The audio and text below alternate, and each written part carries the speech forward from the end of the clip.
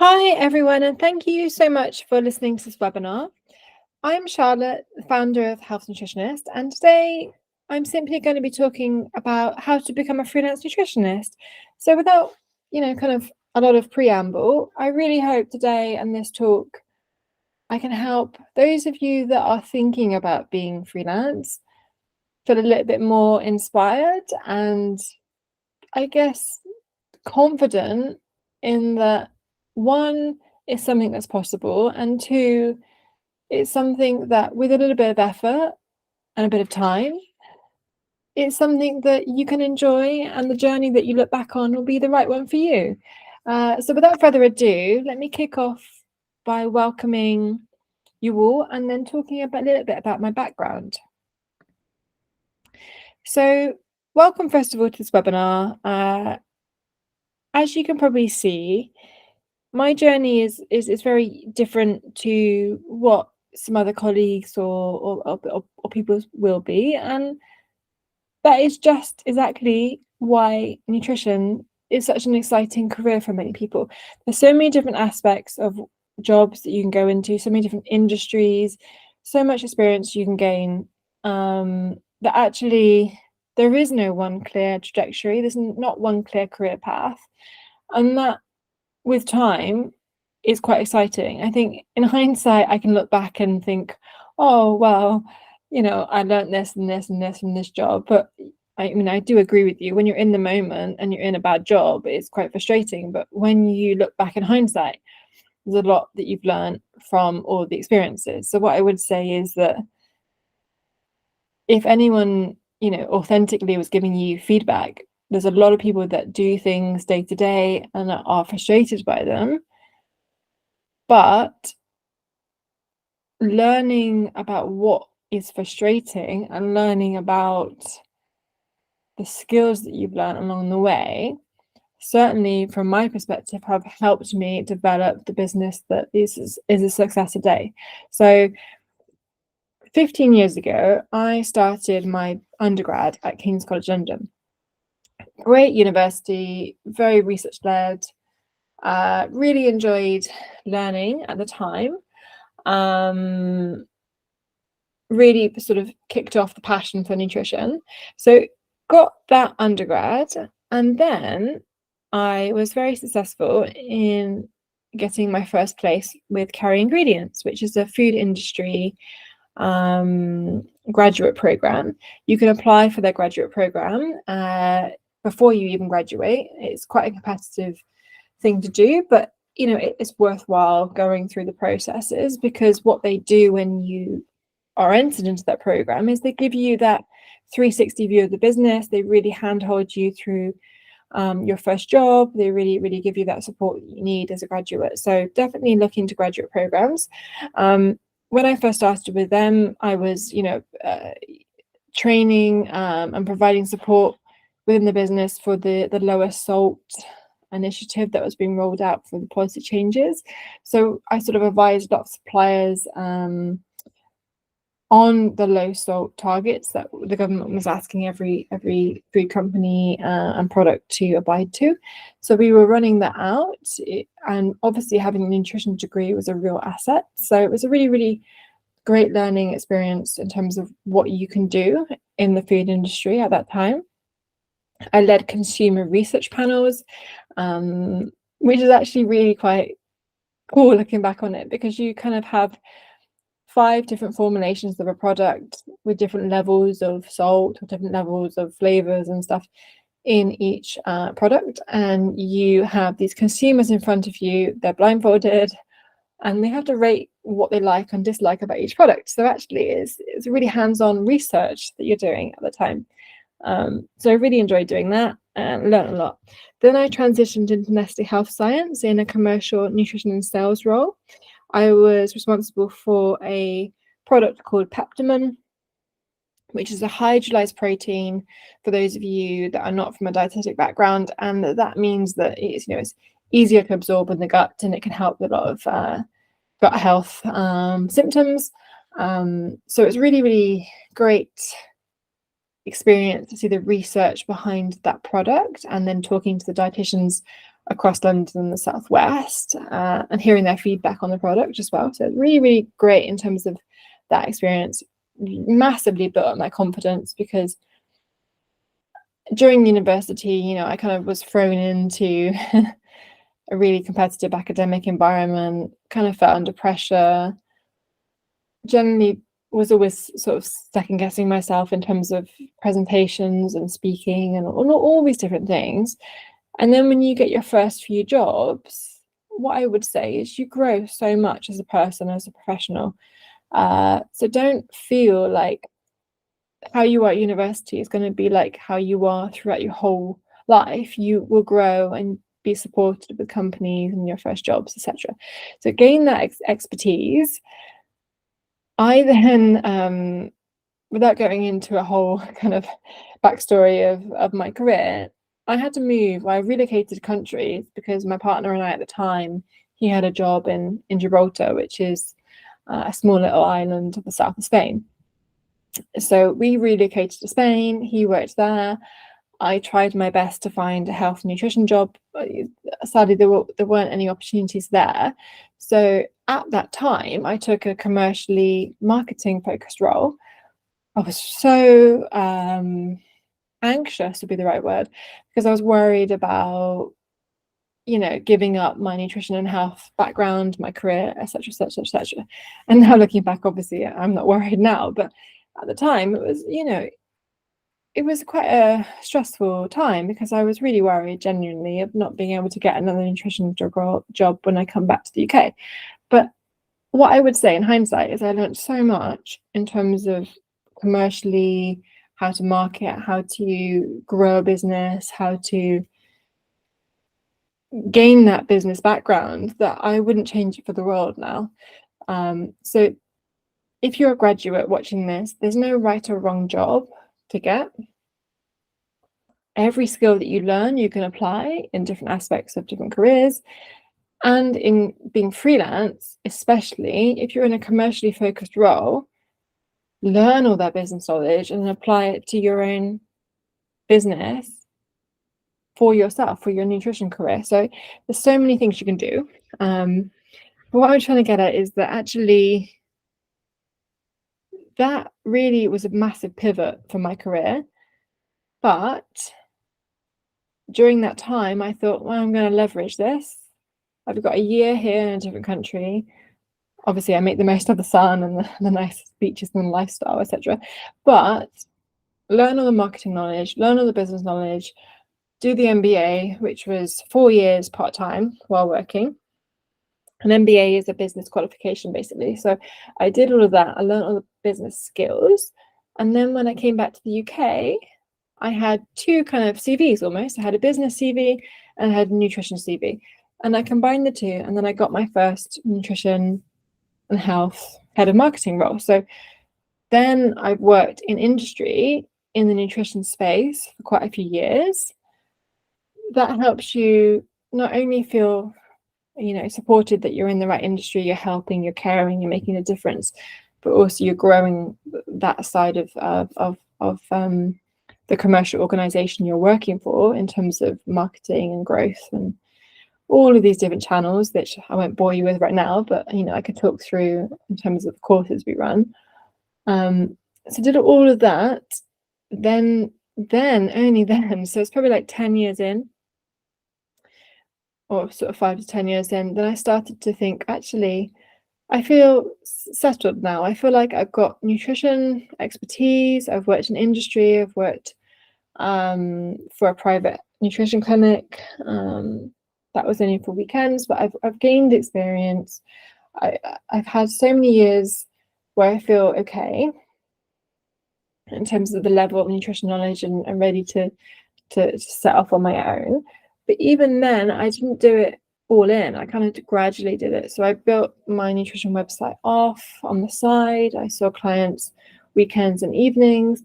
I gradually built up what I could do. And that's what helped me found the Health Nutritionist, which is a clinic and consultancy website And I'm really, really happy with where things got to now. But it was a gradual thing. I didn't just jump straight in to what it is now. I kept going and kept sort of putting in the work to make it a success. So when you see someone sort of walk back of their career, it's going to be highs and lows. It's going to be sort of times where people think, oh, is this the right job for me? But what I would say is there's so many avenues, so many opportunities. Take each one as a learning curve.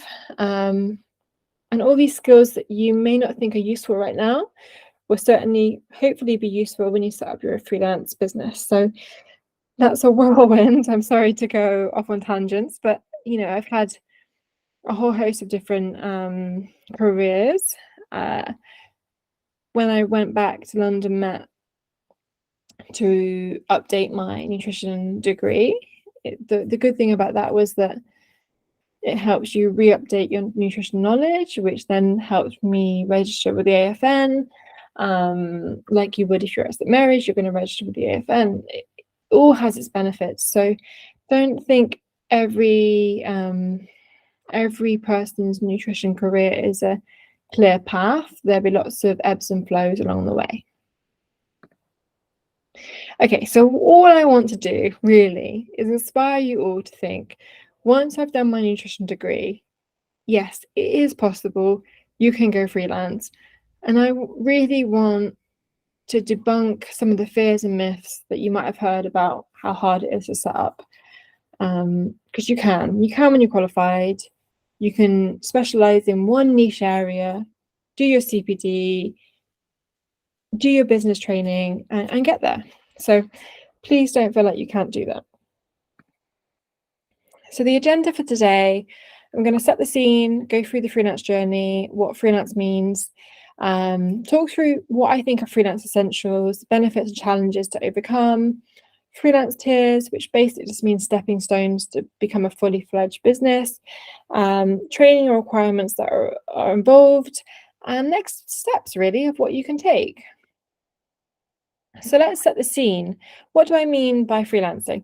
Simply put, freelancing just means any nutrition professional who wants to work for themselves, either as self-employed or through a limited company.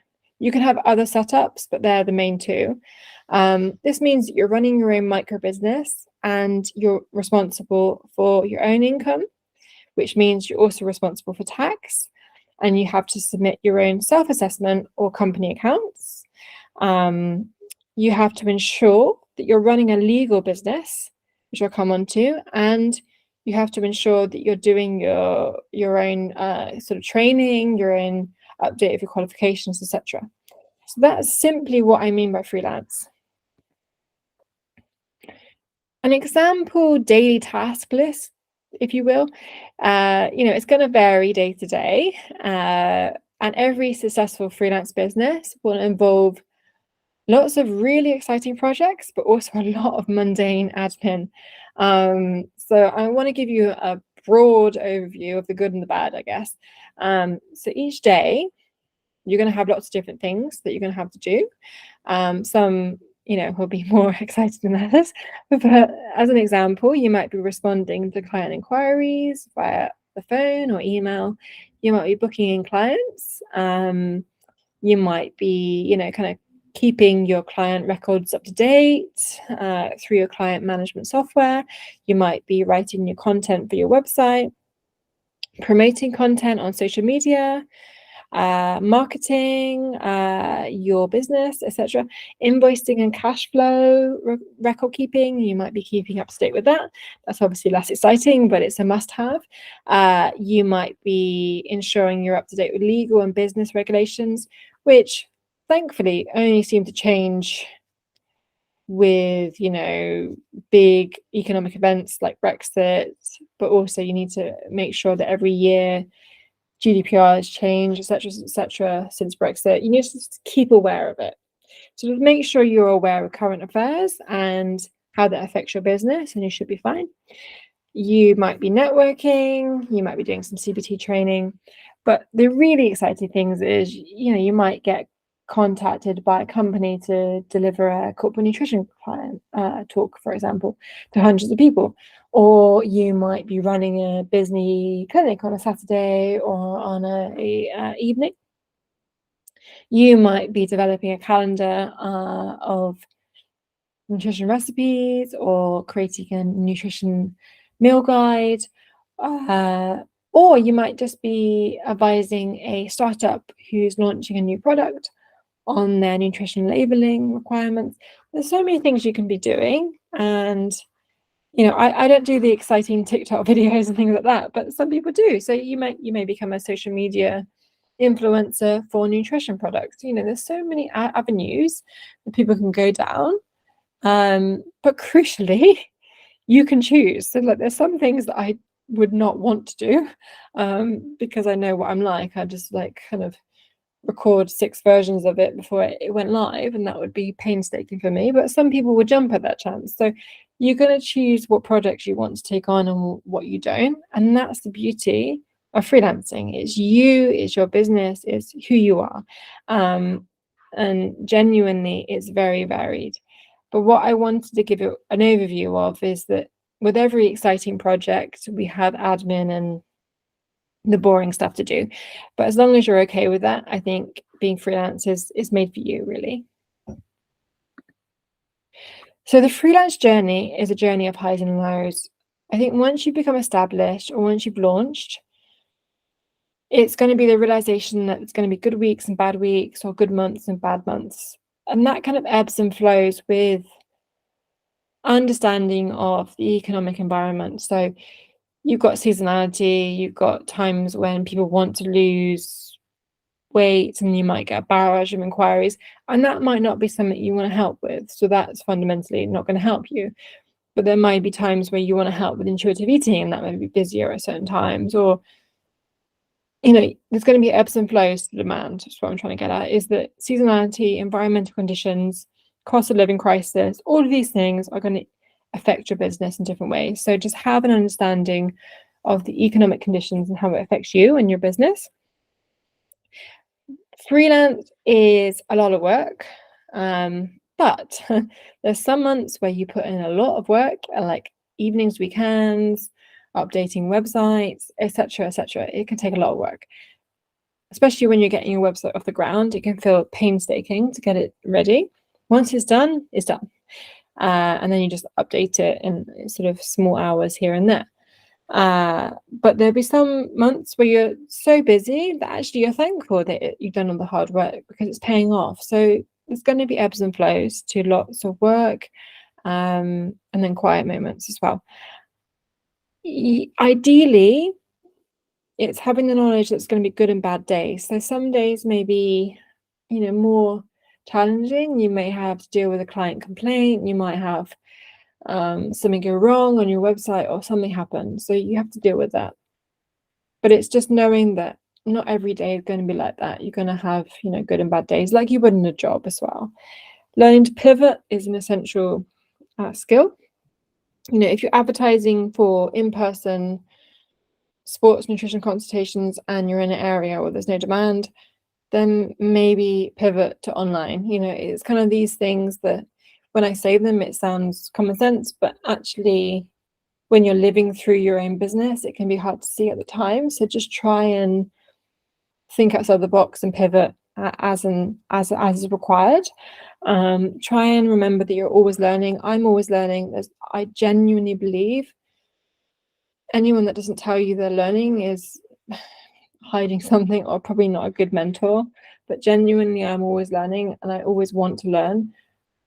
It's going to be like that when you run a business. There's going to be things you get right and you get wrong, and don't take it too seriously, I would say. As long as you're following a legal requirement and you're doing everything you can to be by the book, then it'll be fine. But remember that there's going to be things that just don't land and don't resonate, and that's okay. Just try and, if you can, build up a support network, people that get you, people that want to hear your challenges, and don't put you down if you're trying to grow something from the ground up, because you do want a support network, especially on those long, hard days when you're getting it off the ground. So after all of that, why would you choose to go freelance? So the main three areas are, fundamentally, it's freedom to do what you love and put all of your effort, all of your passion into your practice. You also got flexibility over working hours. You can earn additional income, and quite a lucrative income once you get established. And you can have a better work-life balance. So there's so many benefits. I genuinely would never look back. I have always wanted to be my own boss. I've never wanted to work for a company long term, unless I was the founder of that company. So I think there's so many benefits. I think it's just knowing your personality, having that self-awareness of who you are and what you want, and seeing if it's right for you. So when I do this in person, normally it's great because it's interactive, and I normally sort of ask the group, what do you think you need to go freelance? And I get a whole host of responses. And what I always find surprising is people think it's a lot harder than it is. And what I hope to do today is just dispel some of that and bring it down to the basics, and hopefully make it as simple as possible for you all. So the freelance essentials, really, fundamentally, get the qualifications, choose your qualification right, get a degree that's AFN endorsed, so that you can come out of your degree and say, yes, I'm an associate nutritionist. Then after a few years, you can apply to be a registered nutritionist, or do your HCPC degree. That's obviously approved by the HCPC, so you can become a registered dietitian. Do your CPD training and get a mentor. Ideally, you can find them on the AFN website, and get some real life experience, because I always think, like, I've always had lots of different jobs. I've had good and bad jobs. I've had everything and anything before I did my first degree. So learn what you like, what you don't like. There's no harm in it. Dip your toe in a few things, see if it's for you or not. When you're young, you can't really tarnish your CV. You can just gain experience. So get some experience about different areas of nutrition and what you like, and then use that for your business. So legal protection, fundamentally, always have indemnity insurance. You cannot be practicing without that. You need privacy policies. You need to know what the ICO is and register. You need to register and make sure you're compliant with GDPR. Business basics. How are you going to invoice? What's your tax setup? How are you going to market yourself? Boundaries. What are you going to charge? What's your work-life balance going to look like? And fundamentally, where do you want your effort to go for your online presence? These are the fundamental questions to ask yourself, because don't feel pressure to have everything up and running. You don't need to have 1 million followers on Twitter, LinkedIn, TikTok, Instagram. You just don't need it. Just think about where you enjoy being on, and then grow your business that way. Don't feel like you have to do it all. And then crucially, just find your own tribe, find your support network who can help you through the way. So what I wanted to do, rather than me keep speaking at everyone for this webinar, I've got a team of really talented nutritionists and dietitians, and I just thought, they're all freelance as well. They all have their own business. Let me ask them really what their challenges and benefits are for being freelance, and I'll share these with you. So the challenges that I can summarize is that a lot of people think that not having a business background is a challenge, and imposter syndrome has come up a lot in terms of challenge. And I think everyone has imposter syndrome. I've had like everyone. I don't think it's normal not to have it in different aspects of your career. I think the people that say they don't have it just don't have awareness that that's what they're feeling, if that makes sense. So when we first try something for the first time, naturally you're going to feel a little bit uneasy, but that's just because you're learning and you're growing from it. Everyone's going to feel like that when they first go freelance, because they've never been freelance before. So everything you're feeling is just because it's new, and with time it will go. So just have that support network in place, get the training and the support that you need, and it will grow gradually. But this person said that they find it hard knowing where to find new clients and how to keep existing ones. And that's all to do with cash flow and making sure you've got a sustainable income. And it can be challenging at the start. So I always say, start small, have a job that supplements it, keep it, flexible until it builds up. And that support network will help it not be isolating. Another person has said not having a sustainable income to pay the bills was challenging, and that, would be challenging, especially when it ebbs and flows. Some months you're going to earn more than others, for example. And then lastly, this other colleague said, speak to any freelance nutritionist and they will explain the challenges they have faced. It can be difficult, but remember these can be overcome. Learn what works and invest in training.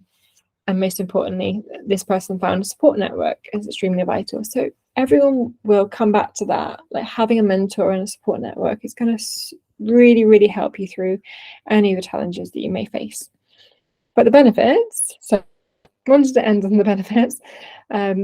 You work in a career you're passionate about, because I know, and I truly know from all of the people that we speak to on talks, you graduate, lots of jobs seemingly available, but it's challenging to get your first one. And then it can feel like, oh, do I just accept a job in a field that I'm not passionate about? And you may do, just to get your first nutrition job. But remember, you can always use your background in nutrition and build up your nutrition expertise in a freelance capacity. You don't have to work for a company if you can't find that company. You can build up your expertise and then start your own company. So there's so many avenues you can go down. You can have a flexible schedule. You can choose when to work. And crucially, if you want to see a client for an hour, you can. You don't have to be set in stone with it 10 minutes, 15 minutes, or only using email or only chatting on an app, etc. You can choose how you deliver your expertise to your clients and the time that you deliver alongside that. Every day is interesting. You get to work on many freelance nutrition products and you can control your own income. Again, this person said it's varied projects. You're learning every day. And this person said a support network as well. So it's super exciting what you get to work on.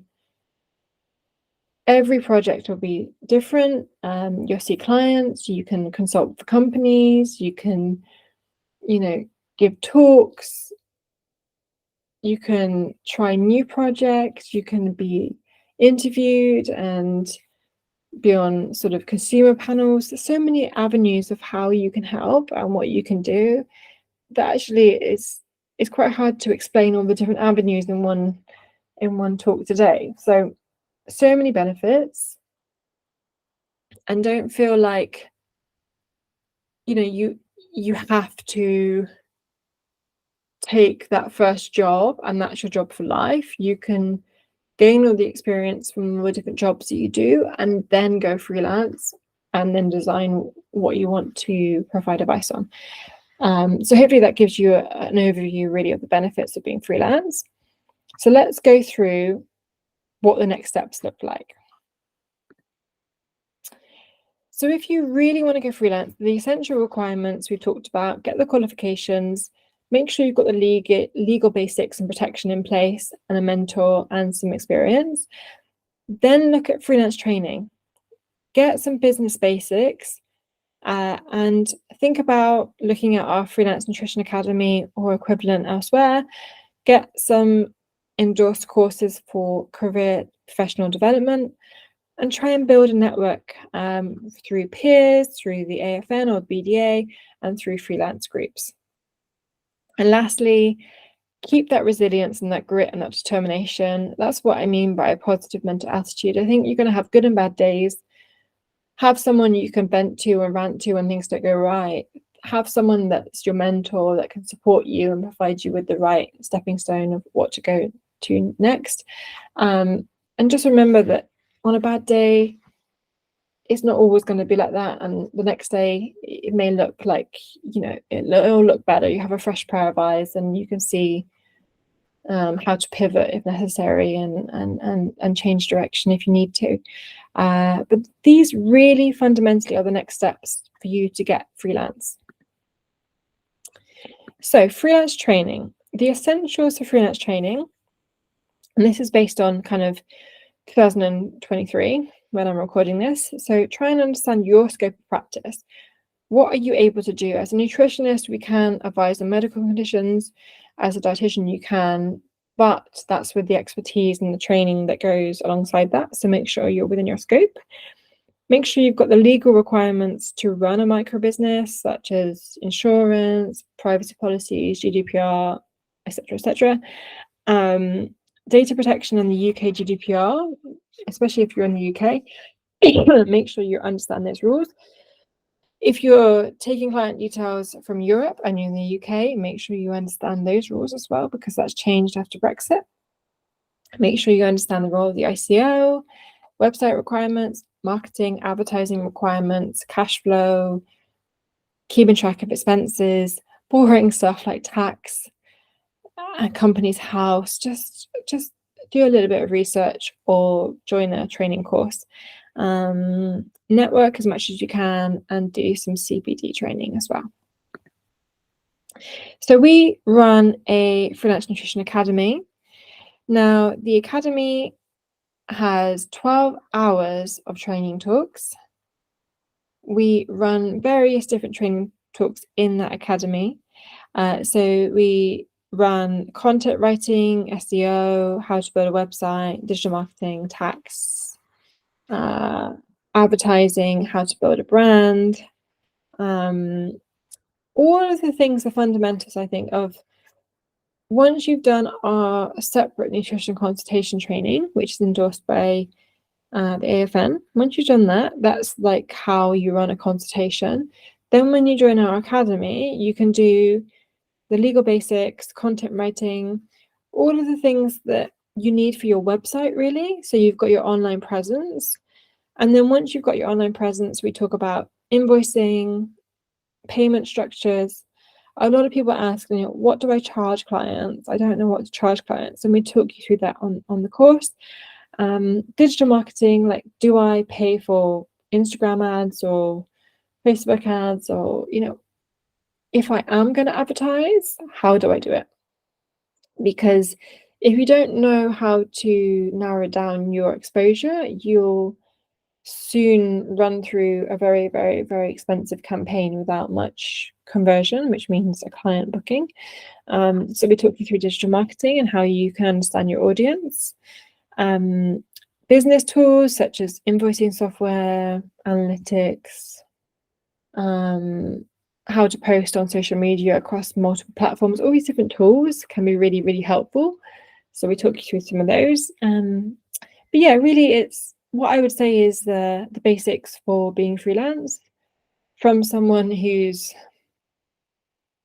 I guess, not only scaled their business to where it is now, but also someone that has worked for Chelsea Football Club, Aviva, Nourished, Trainline in a previous role, tech companies in the city, growing their businesses as head of marketing. I think when you see it from that side of things obviously, yeah, I wish I had the same budgets I did when I was managing the budgets for those companies. But what I do know is that actually I know the realities of you can spend lots of money and get lots of likes and interactions, but fundamentally there's a difference between getting likes and interactions and there is creating content that just converts. So it's kind of understanding that actually marketing is quite complex, but just understanding how you can focus on what your niche is and focus on who your audience is. And once you focus, that's how you grow your business. So I've really tried to make it as easy as I can. People who graduate can do this in their own time, build it up slowly, which is what I did, after many years, build it up slowly, then get it to where you want it to be, and then go all in, which is really exciting. So many avenues. That's what I've generated with the Academy. It's endorsed by the AFN. So yeah, hopefully, it's of interest to people. Then other course that's really, really popular is the nutrition consultation training.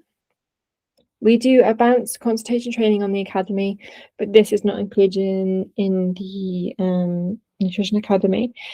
Because it's such a popular talk, it's a good way really to give you hands-on confidence through the on-demand webinar of what a nutrition consultation is, how to set the scene, how to build a relationship, how to structure it, how to build rapport, how to end the consultation, just all the fundamentals that you would need like to run a consultation and what that looks like. And that's endorsed by the AFN as well. So that's another course that we offer. We run a legal basics for nutritionists, which is all about the UK legal considerations. So we go through GDPR, ICO, legal policies, cookie policies, booking policies, all of the fun policies, how you protect your clients. And that's currently endorsed by the AFN as well. And that's an on-demand course. This is soon to be discontinued, but I've worked with a really talented colleague, Amanda, on Marketing Essentials. Amanda's really good at nutrition social, so she's a big believer of social marketing, and I'm more of a digital marketer. So together we've created this Marketing Essentials, which is currently endorsed by the AFN, and it's all about all the different marketing plans, all the different marketing channels. We've combined our expertise and set up this marketing talk. It's on demand, so hopefully it gives you a bit of an overview of what you can expect with marketing and how it can help your business. So lastly, before we kind of wrap things up, I really genuinely want to give you all,